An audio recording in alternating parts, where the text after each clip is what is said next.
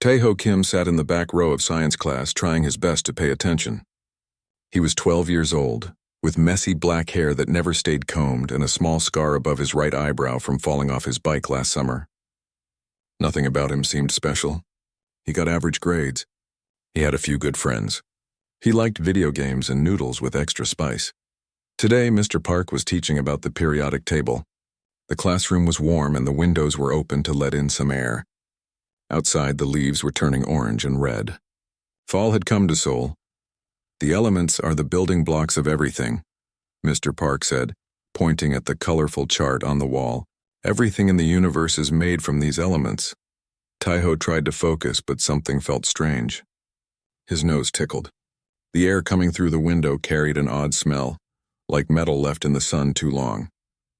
He rubbed his nose, hoping the feeling would go away. It didn't. The tickle grew stronger. His eyes began to water. Tae-ho knew a sneeze was coming, and there was nothing he could do to stop it. He breathed in sharply. Sunmi, the girl sitting next to him, looked over with mild concern. Achoo! The sneeze ripped through Tae-ho with surprising force, but instead of the usual spray, something impossible happened. A jet of bright blue-orange flame shot from his mouth and nose. The fire streaked across the classroom like a small rocket, 3 meters of pure heat and light. The flame hit the periodic table poster. The paper curled and blackened instantly. For 2 long seconds, the classroom was completely silent.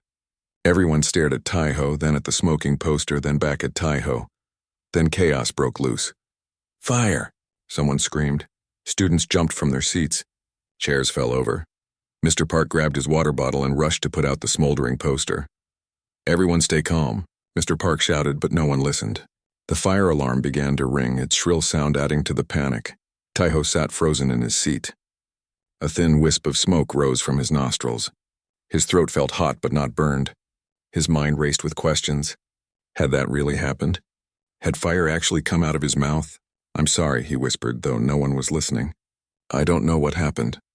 Sunmi had backed away from him, her eyes wide with fear. What are you? She asked. Tae-ho shook his head. I'm just me.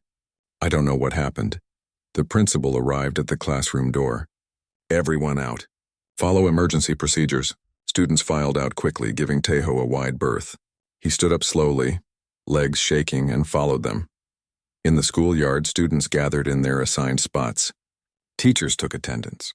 Parents were called. The fire department arrived, though there wasn't much for them to do. Just one burned poster. Tae-ho stood alone. No one wanted to stand near the boy who sneezed fire. Tae-ho Kim, the principal said, approaching him cautiously. We've called your mother. She's coming to pick you up. Am I in trouble? Tae-ho asked in a small voice. The principal looked confused. I don't know. I've never dealt with this before. Did you bring something to school? A lighter? A chemical? No, sir, nothing. It just happened. The principal clearly didn't believe him. But before he could ask more questions, Tae-ho's mother arrived. Jiwoo Kim was a small woman with kind eyes and a determined face. She worked as a nurse at the city hospital and was still wearing her scrubs. She must have left work as soon as she got the call. Tae-ho! Are you okay? She rushed to him, checking him for injuries. I'm fine, Mom, he said. But something weird happened. The principal pulled Jiwoo aside and spoke to her in a low voice. Tae-ho watched his mother's expression change from worry to disbelief. That's impossible, she said. We have 30 witnesses, Mrs. Kim, the principal replied, and a burned poster. Jiwoo looked at her son with new eyes. Not afraid, but deeply confused. We'll get to the bottom of this, she promised the principal. I'm taking him to see a doctor right away. The ride home was quiet. Tae-ho stared out the window, watching the city pass by. Mom, he finally said, I didn't do it on purpose. I know, honey. She reached over and squeezed his hand. We'll figure this out. But her voice didn't sound confident. At home, Tae-ho sat at the kitchen table while his mother made phone calls. She called their family doctor first, then a specialist, then another. No one seemed to know what to make of a boy who sneezed fire. Dr. Lee can see us tomorrow morning, she finally said, putting down her phone. Until then, maybe try not to sneeze? Tae-ho nodded, though he wasn't sure how to control a sneeze. That night he couldn't sleep. Every time he closed his eyes, he saw the flames shooting from his mouth. saw the fear in his classmates' eyes. What was happening to him? Around midnight, he felt the tickle again. He sat up in bed panicking. No, no, no, he whispered, pinching his nose. It didn't help. Achoo! A small burst of flame shot from his mouth, setting his pillow on fire. Taeho yelped and threw the pillow to the floor, stomping on it until the flames died out. His mother rushed into the room. What happened? I sneezed again, Taeho said, pointing at the burned pillow. Jiwoo stared at the blackened fabric, then at her son. For the first time, Taeho saw real fear in her eyes. We'll sleep in the living room tonight, she said, away from anything that can burn. They made a bed on the tile floor, using blankets that Jiwoo had soaked in water and then wrung out so they were just damp. Just in case, she explained. Taeho lay awake long after his mother had fallen asleep. He stared at the ceiling, wondering what was happening to his body. Was he sick? Was he turning into some kind of monster? He remembered something his father had told him before he died 3 years ago. They had been watching a movie about a boy who discovered he had special powers. Everyone has something special inside them, his father had said, something that makes them different from everyone else. Even me? Taeho had asked. His father had smiled and ruffled his hair. Especially you, son. You have a fire in you that comes from very far away. At the time, Taeho thought it was just something nice parents said to their kids. Now he wondered if his father had meant it literally. What Taeho didn't know, couldn't know, was that high above Earth, beyond the reach of human telescopes, a massive ship had just changed course. Sensors had detected something the ship's crew had been searching for across many star systems. Dragonfire. On a planet that hadn't seen it in over 3,000 years. The ship's captain, a tall figure with copper-colored hair that shimmered like scales, studied the readout. Are you certain? She asked the sensor operator. Yes, Captain Dohee, the signature is unmistakable. Young, untrained, but definitely one of ours. Captain Dohee nodded. Set course for the source. It seems we have found a lost child. As the massive ship moved silently toward Earth, Taeho finally fell into an uneasy sleep, unaware that his life was about to change forever. 3 days had passed since the incident at school. Taeho had not returned to class. His mother had taken him to 4 different doctors and none of them could explain what was happening. They took blood samples, x-rays, and even a brain scan. All the tests came back normal. Maybe it was a one-time thing, Dr. Lee had suggested on their first visit, but it wasn't. Taeho had sneezed fire 6 more times. He had also discovered that when he got angry or excited, small flames would appear in his hands. Once, when he laughed at a funny video, tiny sparks shot from his mouth like fireworks. Jiwoo had turned their apartment into a fire-safe zone. She removed all curtains and rugs. She bought 5 fire extinguishers. She made Taeho drink from a metal cup because he had melted 3 plastic ones. On the morning of the 4th day, Taeho sat at the kitchen table eating cold cereal. He didn't dare eat hot food anymore. It seemed to make the fire inside him worse. Dr. Yoon might stop by today, Jiwoo said as she washed dishes. He's a specialist in rare conditions. Mom, Taeho said quietly, I don't think this is a medical condition. Jiwoo turned to look at her son. Dark circles showed under her eyes. She hadn't been sleeping well. What do you mean? I think, Taeho hesitated. I think it might be something to do with Dad. His mother's face softened. Your father was many things, but he didn't breathe fire, Taeho. But he always said I had fire inside me. That it came from far away. That was just a saying, a way to encourage you. Taeho wasn't convinced. Did Dad ever do anything? Strange? Jiwoo dried her hands on a towel, thinking. Your father was a bit unusual, I suppose. He never got sick, not once in all the years I knew him. And his eyes sometimes caught the light in an odd way, like a cat's. She shook her head. But that doesn't mean... The doorbell rang, interrupting her. That must be Dr. Yoon, she said, heading for the door. Taeho stayed at the table, stirring his cereal without eating it. He wasn't hungry. His stomach felt warm all the time now, like he had swallowed a small sun. He heard his mother open the door, then a pause. Can I help you? Jiwoo's voice sounded confused. Mrs. Kim, a woman's voice replied. It had a strange accent Taeho couldn't place.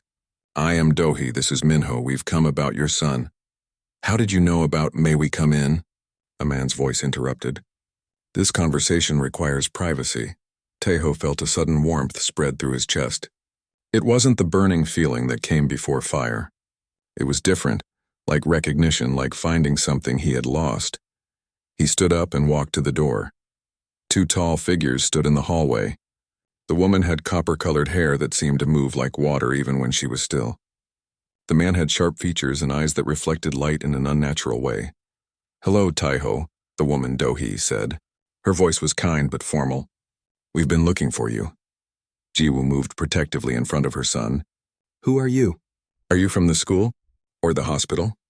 "Neither," Minho said. "May we please come inside? What we have to discuss should not be overheard." Jiwoo hesitated, then stepped aside. 15 minutes. Then if I don't like what I'm hearing, you leave." The visitors nodded and entered the apartment. They moved with unusual grace, as if they were lighter than they should be. They sat on the couch when Jiwoo gestured to it, but they sat very straight, not leaning back. "Now," Jiwoo said, standing with her arms crossed. "Explain." Dohee looked at Taiho. "You've been experiencing changes. Fire when you don't expect it. Heat inside your body. Perhaps strange dreams?" Taiho's eyes widened. He had been having dreams. Dreams of flying high above mountains he had never seen, under stars that looked wrong somehow. "How do you know that?" he asked. "Because we are like you," Minho said simply. "You breathe fire too?" Jiwoo asked, disbelief clear in her voice. "Among other things," Dohee said. She held out her hand, palm up.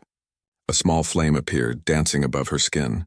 Unlike Taiho's wild, uncontrolled fire, this flame was perfectly shaped, like a tiny flower made of light. Taiho stared in wonder.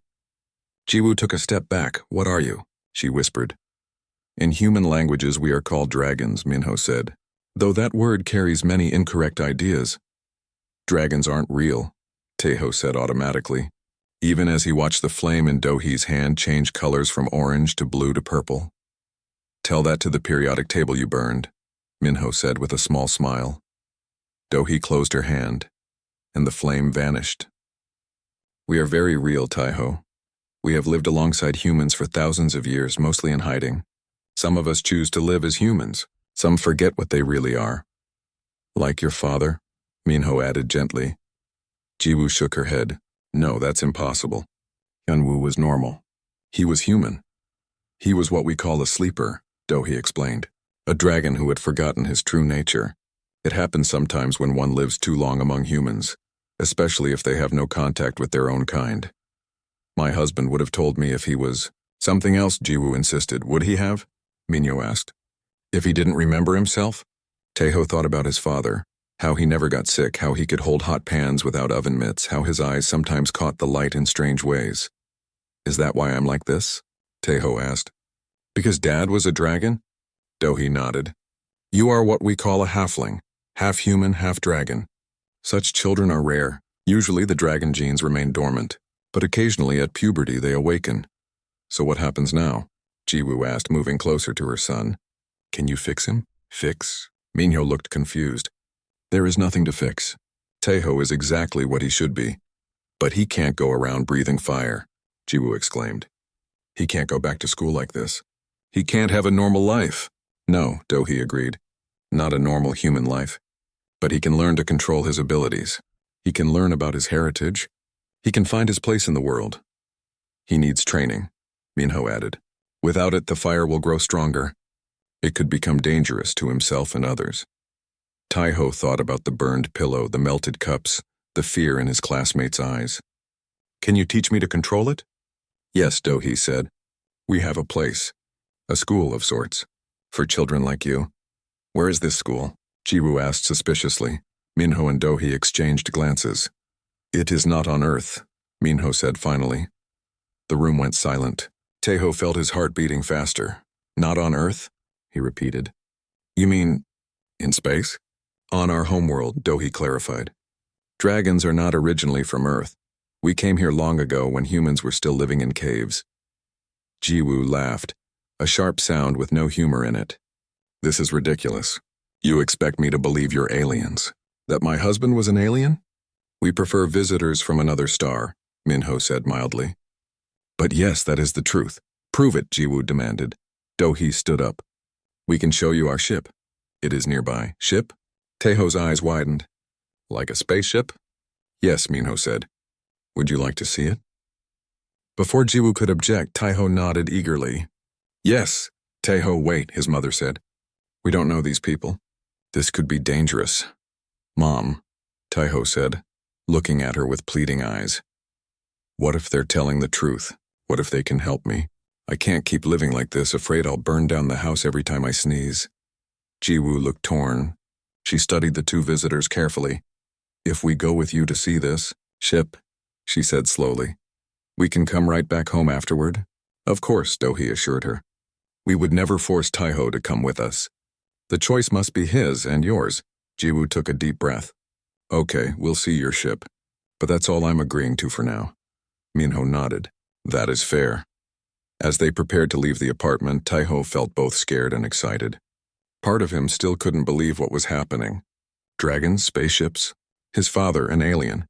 But another part, the part that had been breathing fire for the past 3 days, whispered that it all made perfect sense. For the first time since the incident at school, Taiho felt a spark of hope. Maybe he wasn't a freak after all. Maybe he was exactly what he was supposed to be. The ship was nothing like Taiho had imagined. There were no blinking lights, no control panels covered in buttons, no windows showing the stars. Instead, it looked almost alive. The walls curved smoothly, colored a soft blue-gray that seemed to pulse with gentle light. The floor felt warm under his feet. This is impossible, Taiho whispered as he followed Do-hee and Minho through a doorway that opened by itself. Actually, Minho said with a small smile, this is the first truly possible thing you've encountered. Human technology is the primitive approximation. Jiwoo stayed close to her son, one hand on his shoulder. Her face was pale, but she walked with determination. How can no one see this ship? We're in the middle of Seoul. The ship bends light around itself, Do-hee explained, and sound. And most forms of detection. Humans have been looking at the stars for centuries, but they've never seen us unless we wanted to be seen. They entered a large, round room. In the center was a table that seemed to be made of the same living metal as the walls. Around it stood 3 other people, or beings that looked like people. They all had the same perfect posture as Do-hee and Minho, the same strange grace when they moved. This is Taiho Kim, Do-hee announced, and his mother Jiwoo Kim. The 3 newcomers studied Taiho with interest. One of them, an older man with silver hair, stepped forward. I am Hwan, he said. I knew your father. Taiho's heart jumped. You knew my dad? Hwan nodded. Hyunwoo was my student many years ago, before he chose to stay on Earth. My husband was human, Jiwoo insisted, though her voice lacked conviction now. He was born in Busan. He had parents, a childhood. He showed me pictures. Yes, Hwan agreed. Hyunwoo lived as a human, but he was born on our homeworld, Draconis. He came to Earth as a young explorer. He was supposed to stay for 1 year. He stayed for 50. 50? Jiwoo shook her head. That's not possible. Hyunwoo was 36 when I met him. He was 42 when he died. Our kind ages differently, Minho explained gently, and we can change how we appear to humans. This is crazy, Jiwoo muttered. I would have known if my husband wasn't human. Would you? Do-hee asked. If he himself had forgotten. Sleepers lose themselves in their human lives. They forget their origins. They believe the stories they create. Taiho thought about his father. His strong, kind father who never got sick, who could hold hot pans without burning himself, who sometimes hummed strange melodies that didn't sound like any music Taiho had ever heard. Is that why I can breathe fire? Taiho asked. Because Dad was a dragon? Yes, Hwan said. You are what we call a halfling, half human, half dragon. Such children are rare. Usually the dragon genes remain dormant, but occasionally at puberty they awaken. So what happens now? Jiwoo asked, protectively moving closer to her son. Can you make it stop? Can you make him normal again? The 3 newcomers exchanged glances. We cannot remove what is in his blood, Hwan said, but we can teach him to control it. He needs training, Minho added. Without it, the fire will grow stronger. It could become dangerous, to himself and others. We have a place, Do-hee said, a school for children like Taiho. On our homeworld, Hwan finished. Taiho felt his heart skip. You want me to go to another planet? For a time, Do-hee said. To learn what you are. To master your abilities. No, Jiwoo said firmly. Absolutely not. He's just a boy. He belongs here with me. Mrs. Kim, Hwan said gently. I understand your concern, but consider what will happen if Taeho remains untrained. The fire will grow. His other abilities will emerge unpredictably and dangerously. Other abilities? Taeho asked, suddenly curious. What other abilities? Minho smiled. In time, you may develop scales that are harder than steel. You may be able to see in complete darkness. You may even grow wings. Wings! Taeho's eyes widened. Not all halflings develop all traits, Dohee cautioned. But without training, you won't be able to control which ones emerge or when. Jiwoo shook her head. This is too much. We need time to think. Of course, Hwan said, but not too much time. The longer Taeho's abilities remain untrained, the more dangerous they become. How long would he be gone? Jiwoo asked. A standard education cycle, Dohee replied. 3 Earth years. He would return for holidays. 3 years? Jiwoo looked shocked. That's too long. Mom, Taeho said quietly. I think I need to go. Everyone turned to look at him. Taeho, no, his mother said. We can figure this out here. We can find doctors, specialists. No human doctor can help me, Taeho interrupted. You know that. We've already tried. He looked at Hwan. If I go with you, I'll learn to control the fire. I won't hurt anyone by accident. Hwan nodded. That is our first lesson. Control. Taeho thought about the fear in his classmates' eyes. About the small flames that sometimes appeared when he laughed or cried now. About the burned pillow and the melted cups. I want to go, he said firmly. Taeho, please, Jiwoo's eyes filled with tears. I can't lose you too. You won't lose me, Mom, Taeho promised. I'll come back. But I need to do this. I need to understand what I am. Jiwoo looked at her son, really looked at him, and for the first time noticed the faint shimmer beneath his skin, like scales catching light from within. How had she never seen it before? 3 years, she said finally. And regular visits.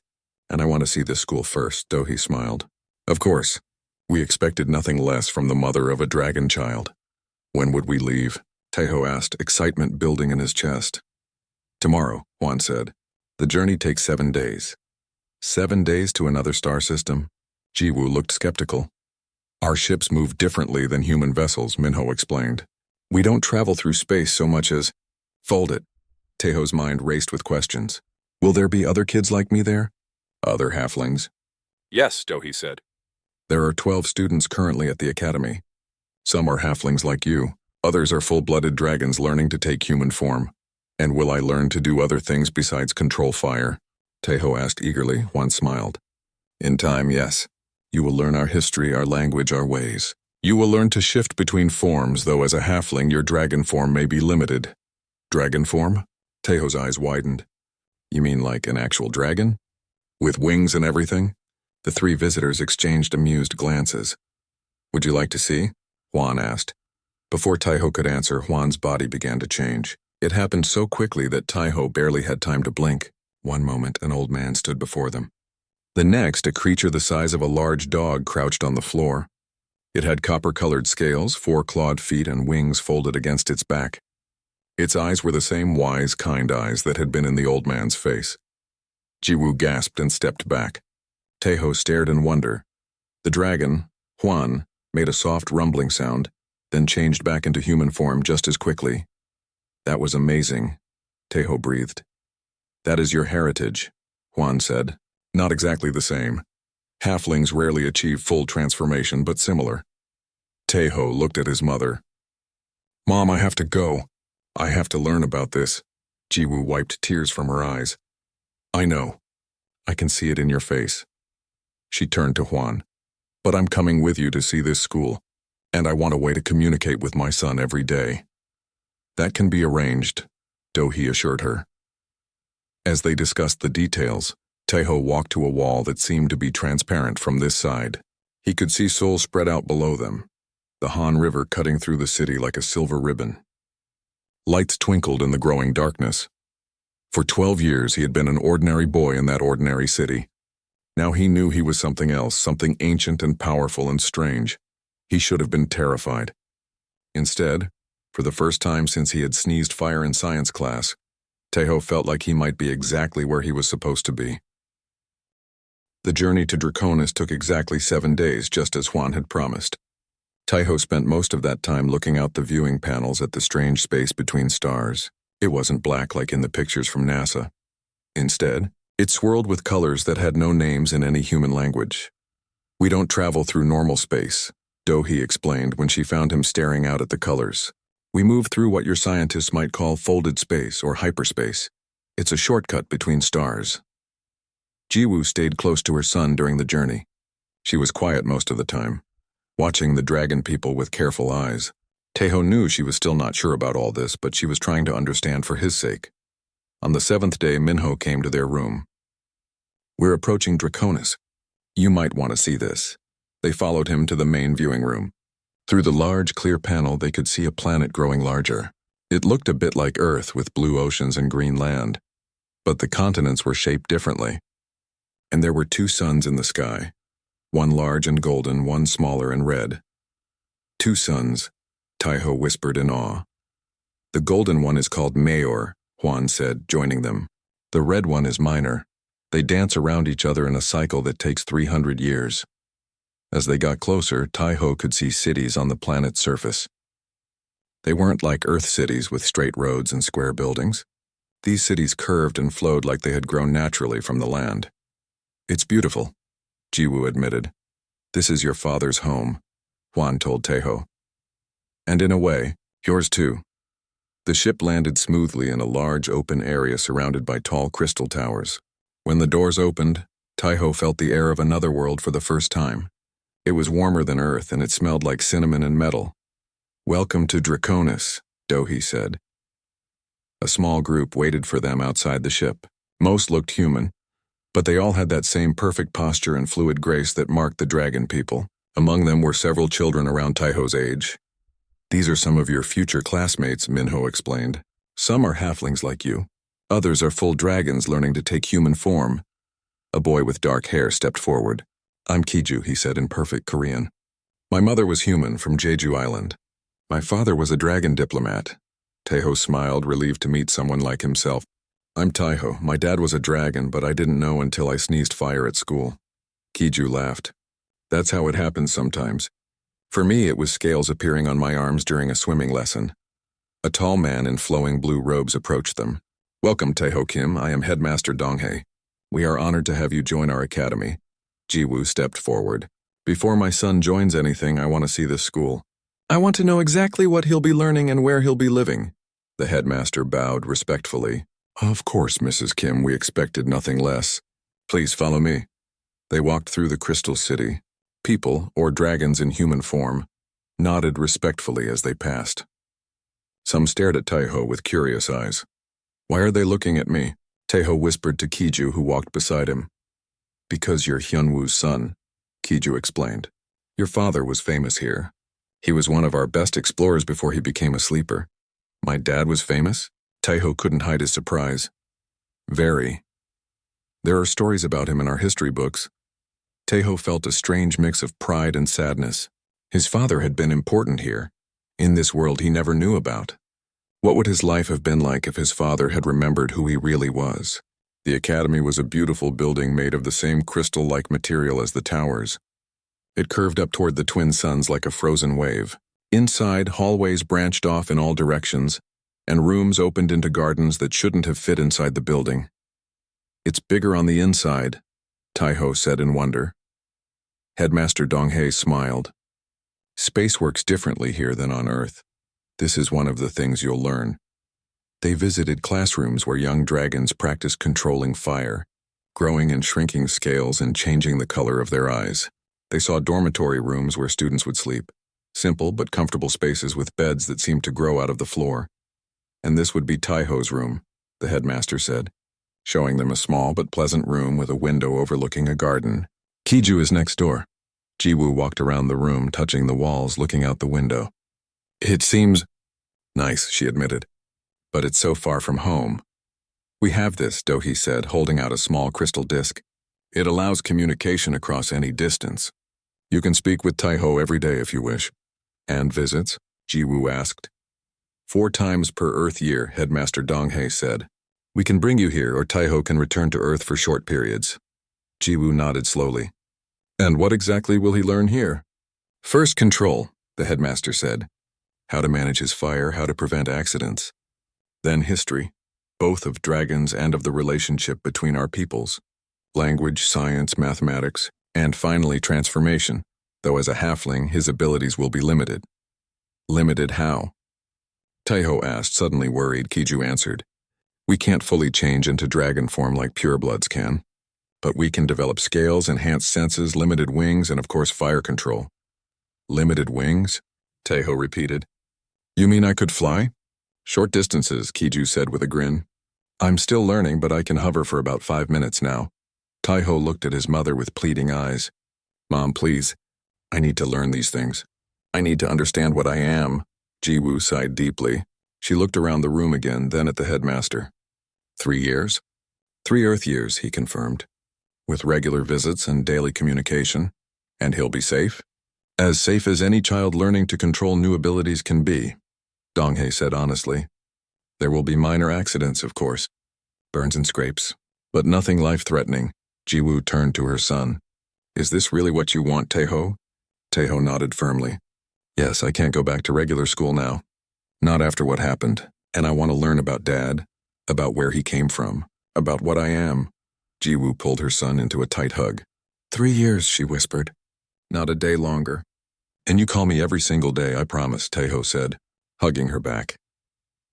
Later that evening, after a meal of strange but delicious food, Taiho and his mother sat in a garden under the light of the twin suns.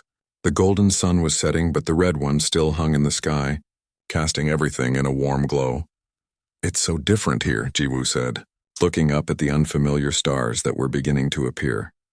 But beautiful, Taiho said. Yes. She took her son's hand. Your father would be proud, I think, to see you here, learning about his people. Do you think he knew about what I was? Jiwoo thought for a moment. I think part of him must have known. He always said you had fire in you, that it came from far away. She gestured at the sky. I guess he was right. I'm going to learn everything I can, Taiho promised. About Dad, about dragons, about controlling my abilities. And then I'll come home. This is a big decision for a 12-year-old, Jiwoo said. I know, but it feels right. Taiho looked around at the strange world that somehow felt familiar, like I was always supposed to end up here. The next morning, Jiwoo prepared to return to Earth. The ship would take her home, then come back for regular visits as promised. Remember, call every day, she said, hugging Taiho tightly at the landing area. I will, he promised, and be careful with the fire. I will. And listen to your teachers. Mom. Taiho laughed. I'll be fine. Jiwoo wiped tears from her eyes. I know you will. You're strong like your father. She touched his face gently. I'll see you soon. As the ship rose into the sky, Taiho felt a mix of sadness and excitement. He would miss his mother terribly. But a new world was opening up to him. A world of fire and flight, of ancient knowledge and new abilities. Kiju came to stand beside him as the ship disappeared into the swirling colors of folded space. Ready for your first lesson? He asked. Taiho took a deep breath and nodded. Ready. Together they walked toward the academy, where Taiho would begin to learn what it truly meant to be the son of a dragon. 3 months had passed since Taiho arrived on Draconis. Each day brought new wonders and challenges. He learned quickly that being a halfling, half human, half dragon, meant he had to work twice as hard as his full-blooded classmates. Again, Instructor Junho said firmly. Taiho stood in the center of the training room, sweat dripping down his face. Around him, a dozen other students watched. Some were halflings like him. Others were pure dragons learning to control their human forms. Focus on your core, Junho instructed. The fire lives there in your center. It is not separate from you, it is you. Taiho closed his eyes. He felt the familiar warmth in his chest, the heat that had once frightened him but now felt like an old friend. He had learned that dragonfire wasn't just destruction, it was energy, life, creation. Now shape it, Junho said. Give it purpose. Taiho took a deep breath. He imagined the fire flowing up from his chest, through his throat into his mouth.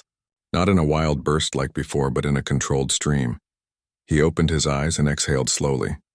A perfect ring of blue flame formed in the air before him, hovering for 3 seconds before fading away. The other students clapped. Kaiju, who had become Taiho's best friend, grinned proudly. Well done, Junho nodded. You're making excellent progress, Taeho smiled.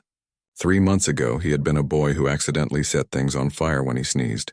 Now he could create shapes with his flame, control its heat, even change its color. After class, Taeho and Kiju walked through the academy gardens. The red sun was setting, casting long shadows across the crystal paths. You're getting really good, Kiju said. It took me 6 months to make a fire ring. Thanks, Taeho said. But I still can't grow scales like you can. Kiju held out his arm. With a look of concentration, shimmering copper scales appeared, covering his skin from wrist to elbow.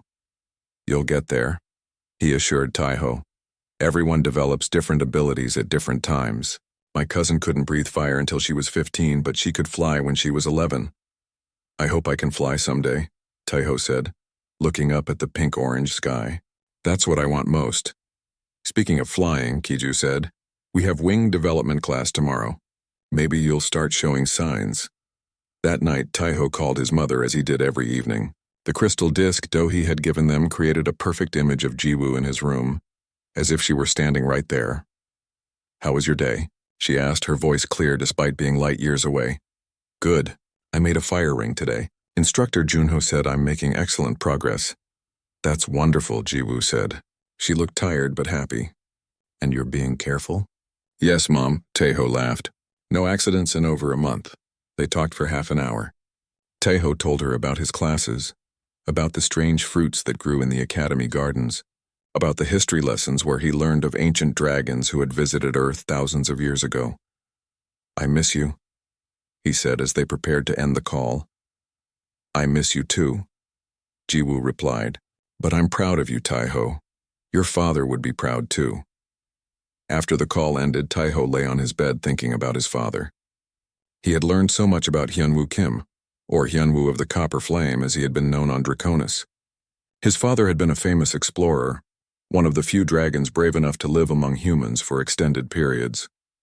Why did he forget? Taeho had asked Headmaster Donghae once. Some dragons become too attached to their human lives, the headmaster had explained.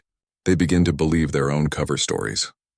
The dragon part of them goes to sleep, buried deep inside. It's a risk we take when we spend too much time away from our kind. Taeho wondered if part of his father had known the truth, even as a sleeper. Had he sensed something special in his son? Is that why he had always told Taeho he had fire from far away inside him? The next morning, Taeho went to wing development class. This was always the most challenging session for halflings. Full-blooded dragons could grow and retract their wings easily. For halflings, it was much harder. Remember, Instructor Minji said, wings are an extension of your true self. They exist within you already. You are simply allowing them to emerge. The students stood in a large open room with a high ceiling. They removed their shirts and stood with their eyes closed, concentrating. Taeho focused on his back, on the space between his shoulder blades. He had felt strange sensations there lately. Itching, tingling, a sense of something pushing against his skin from the inside. Visualize your wings, Minji instructed. See them in your mind. Feel them stretching, reaching for the sky. Taeho pictured wings, not the bat-like wings from human stories about dragons, but the beautiful feather-scaled wings he had seen on the full-blooded dragons when they transformed. He imagined them growing from his back, unfurling like flowers opening to the sun. A sharp pain shot between his shoulder blades. Taeho gasped. Stay with it, Minji said suddenly at his side. Don't fight it. The pain increased. Taeho felt his skin stretching, tearing. It hurt, but not in a bad way. More like the pain of a muscle being used for the first time. It's happening, Kiju whispered from nearby. Taeho, you're doing it. Taeho opened his eyes. The other students were staring at him with wide eyes. He turned to look over his shoulder and saw them, small, copper-colored wings no larger than his arms, extending from his back. I did it, he breathed. Excellent work, Minji said, her face showing rare emotion. First wing emergence is always the hardest. They will grow stronger with practice. That evening, Taeho could hardly contain his excitement when he called his mother. Mom, I grew wings today. Jiwoo's eyes widened. Wings, real wings. Small ones, Taeho admitted. But Instructor Minji says they'll get bigger with practice. Maybe by the time you visit next month, I'll be able to fly a little. That's amazing, Jiwoo said. She looked both proud and a little sad. You're changing so much. I'm still me, Mom, Taiho assured her. Just more me. 6 months passed. Taiho's wings grew stronger. He learned to retract them when not in use, so they disappeared completely into his back. He mastered fire control, able now to create complex shapes and even write words in flame. His senses sharpened. He could see in near darkness, hear conversations from across the academy grounds, smell emotions in the air. On the day of his 13th birthday, Headmaster Donghae called him to his office. "Happy birthday, Taiho," the headmaster said. "I have something for you." He handed Taiho a small box made of polished wood. Inside was a pendant, a copper dragon curled around a blue crystal. "This belonged to your father," Donghae explained. "He left it behind when he went to Earth for what was supposed to be his final mission. I think he would want you to have it." Taiho held the pendant carefully. "Thank you. Your progress has been remarkable," the headmaster continued. "Your instructors tell me you're advancing faster than any halfling they've taught." "I'm trying my best," Taiho said modestly. "I believe you're ready for the flight test." Taiho's heart jumped. The flight test was usually given after at least a year of training. It involved flying from the academy to the Crystal Falls and back, a distance of 5 kilometers. "Really? You think I'm ready?" Donghae nodded. "Your wings are strong. Your control is excellent. And you have something special, Taiho. Something your father had too. A natural connection to your dragon heritage despite your human blood." The next day, Taiho stood on the highest tower of the academy. His mother had arrived that morning for her monthly visit and stood watching nervously with the instructors. "Are you sure this is safe?" she had asked when told about the test. "As safe as learning to fly can be," Headmaster Donghae had replied honestly. Now, as Taiho prepared to jump, he felt strangely calm. He closed his eyes and focused. His wings emerged from his back, larger now, strong enough to carry him. Copper scales appeared on his arms and chest, another new ability he had developed. "Remember," Instructor Minji called, "feel the air currents. Work with them, not against them. Your wings know what to do." Taiho opened his eyes. He looked at his mother, who gave him an encouraging smile despite her obvious worry. He looked at Kiju, who gave him a thumbs up. Then he looked out at the vast sky of Draconis with its twin suns and strange, beautiful clouds. He jumped. For one heart-stopping moment, he fell. Then his wings caught the air and he was flying, truly flying. The wind rushed past his face. The academy grew smaller below him. He banked left, then right, testing his control. It felt like the most natural thing in the world. Taiho flew toward the Crystal Falls, his wings beating steadily. He could see the water cascading down the shimmering cliffs in the distance. Below him, the landscape of Draconis spread out. Forests of silver-leafed trees, fields of strange flowers, the curved buildings of the Dragon City. As he soared through the alien sky, Taiho thought about how much had changed in just 9 months. He had come here as a frightened boy who couldn't control the fire inside him. Now he was flying on his own wings, his fire a tool rather than a danger. He thought about his father who had forgotten his true nature, and he made a silent promise he would never forget. He would honor both sides of his heritage, the human and the dragon. Taiho turned and flew back toward the academy where his mother waited. He could see her small figure on the tower, watching him soar through the sky of his father's world.